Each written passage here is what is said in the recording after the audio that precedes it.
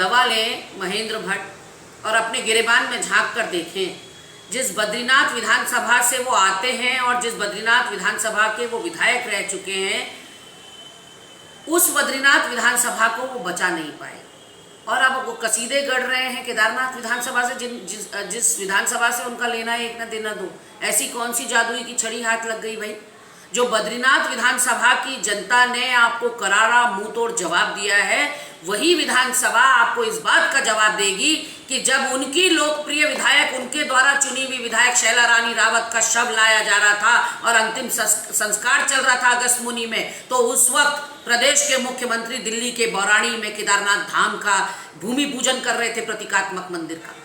तो इस बात का बदला लेगी केदारनाथ की जनता कि जब इस प्रदेश के 5 शहीद जवानों का शव यहाँ लाया गया, उस वक्त आपको फुर्सत नहीं थी उनको आखिरी सलाम करने की और आप दिल्ली के बौराड़ी में भूमि पूजन कर रहे थे।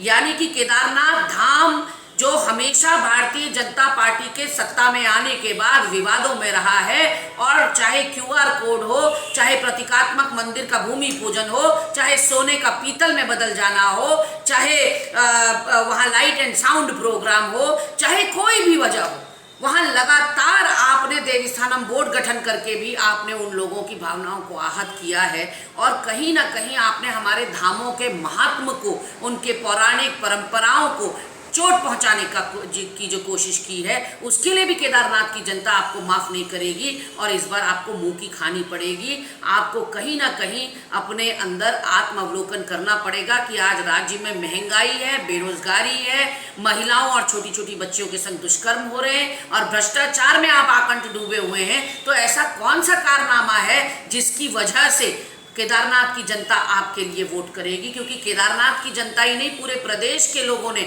आप पर विश्वास करके आपको 2 बार प्रचंड बहुमत की सरकार दे दी और 3 बार लोकसभा में आपके 5 सांसद भेज दिए, लेकिन हमारे ग्रामीण अंचलों की हालत जस की तस बनी हुई है। आज आपदा केदारनाथ में आई हुई है।